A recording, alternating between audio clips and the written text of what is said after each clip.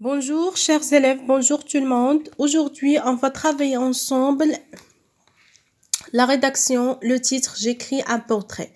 Alors, je demande à mes élèves de prendre la page 46, unité 9, la rédaction, j'écris un portrait. Mais avant de travailler la rédaction, je vais faire avec vous un petit rappel parce que la leçon est déjà expliquée par la maîtresse Rachida. Mais on va faire un petit rappel pour mémoriser et pour fixer les manières et les étapes d'écrire quelqu'un ou bien écrire un portrait. Rédaction, j'apprends à écrire un portrait. Cahier d'activité, la page 46. Alors, pour écrire le portrait de quelqu'un, pour écrire un portrait de quelqu'un, soit une femme ou bien un homme, on le présente d'abord. Qu'est-ce que ça veut dire on le présente? C'est-à-dire, je dis son nom. Par exemple, est-ce qu'il s'appelle Rita, Adam, Noor, Yahya, Logre ou bien Logre? Vous choisissez un nom. Avant de d'écrire quelqu'un, je donne d'abord un nom.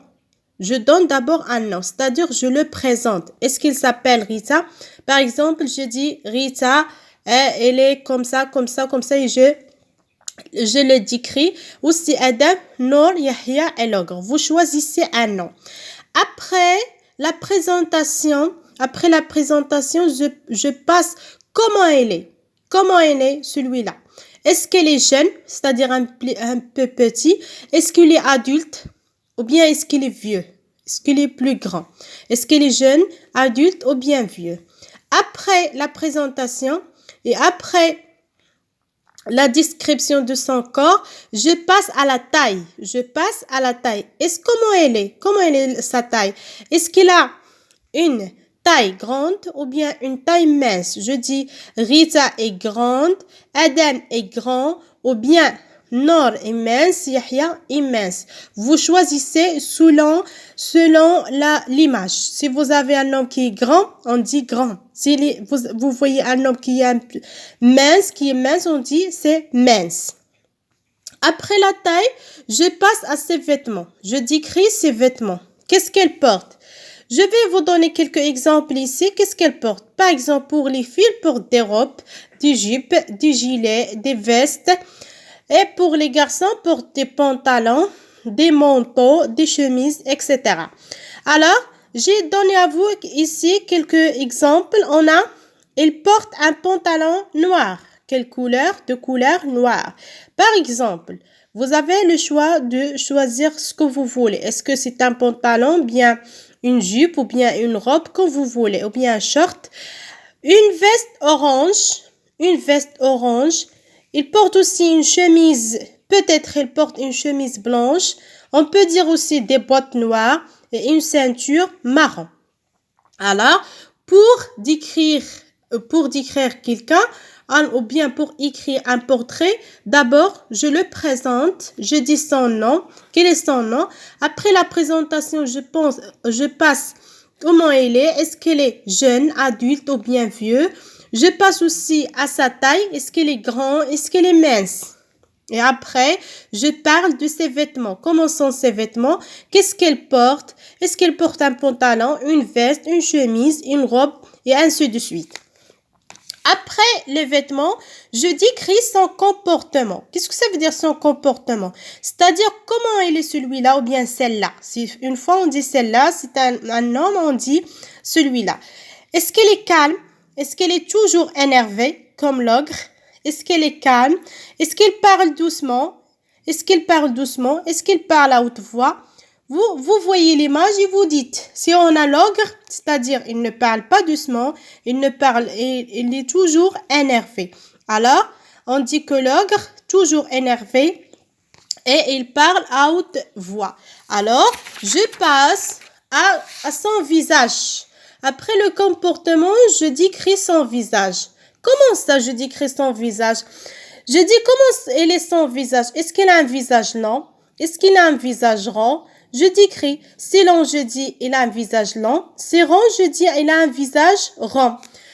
Après le visage, je décris sa peau. Est-ce qu'il a une peau qui est brune, c'est-à-dire un peu marron? Est-ce qu'il a une peau noire? Est-ce qu'il a une peau blonde?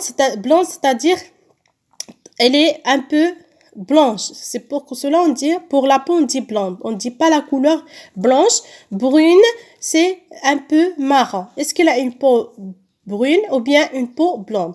Par exemple, on peut dire que l'ogre a une peau blonde. On peut dire que Rita a une peau brune. Alors, après la peau, ou bien après le visage, après la peau, je décris les cheveux. Comment sont ses cheveux? Est-ce qu'elle a des cheveux noirs, des cheveux marrons, des cheveux jaunes ou bien des cheveux roux? Qu'est-ce que ça veut dire roux? C'est-à-dire un marron qui est un peu clair. C'est pas marron foncé, on peut dire noir.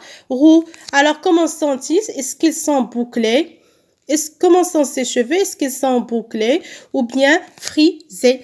Après les cheveux, je décris ses yeux. Est-ce qu'elle a des yeux verts? Est-ce qu'elle a des yeux noirs? Est-ce qu'elle a des yeux clairs? Est-ce qu'elle a des yeux marrons? Selon l'image, si on a un homme qui a des yeux noirs, on dit il a des yeux noirs. S'il a des yeux verts, on dit il a des yeux verts. Je passe au nez. Est-ce qu'elle a un petit nez ou bien un grand nez? Et enfin, je parle de sa bouche. Comment elle est sa bouche? J'ai donné à vous un exemple ici. On dit il a une bouche fine. Alors, pour décrire quelqu'un ou bien écrire un portrait, toujours j'utilise des adjectifs. Regardez, fine, grand, petit. Comment elle est son nez? Elle est petit. Comment est son nez? Grand. Comment elle est sa bouche? Fine. Comment sont ses yeux? Verts. Alors, ce sont des adjectifs. Pour décrire quelqu'un ou bien pour écrire un portrait, je passe par quelques étapes. La première étape, c'est je le présente, c'est-à-dire je dis son nom. Je dis comment il est, est-ce qu'il est jeune, adulte ou bien vieux. Je parle de sa taille, je parle de ses vêtements, de son comportement. Aussi, je parle de son visage, de sa peau, de ses cheveux, de ses yeux, son nez et sa bouche. Et on n'oublie pas d'utiliser les adjectifs. Je passe ici au cahier d'activité, j'écris un portrait. Vous voyez ici, on a l'ogre.